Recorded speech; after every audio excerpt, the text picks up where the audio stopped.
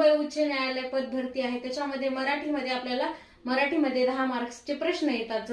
म्हणजे क्लर्क या पदासाठी, शिपाई या पदासाठी, शिपाई पिऊन एकच त्याच्या पदासाठी आपल्याला मराठी भाषेवर प्रश्न विचारले जातात. मग त्याच्यामध्ये काय, मराठी भाषेच्या लेखनासाठी डॅश डॅश लिपीचा वापर केला जातो. मराठी भाषेसाठी सगळ्यांनाच माहिती आहे आपल्याला, ऑप्शन नंबर 1 मधला आन्सर असणार, उत्तर असणार आपल्या प्रश्नाचं देवनागरी. देवनागरी ही मराठी भाषेची लिपी म्हणून वापरली जाते. तसंच मग ऑप्शन नंबर 2 मध्ये काय आहे, ब्राह्मी. तर मग ही भाषा जे काय आहे ही जननी आहे ही सर्व भाषेंची, तर याला मूळ भाषा म्हटलं जातं किंवा भाषेची माता देखील म्हटलं जातं. तर मग मराठीमध्ये आपल्याला म्हणी, वाक्यप्रचार, वाक्य प्रयोग याच्यावर आपल्याला प्रश्न हे विचारले जातात. तर याच्यामध्ये मराठीमध्ये काय काय विचारलं जाऊ शकतं, तर हे खाली डिस्क्रिप्शन मध्ये व्हिडिओ प्ले केलेला आहे, नक्की जाऊन एकदा चेकआउट करा.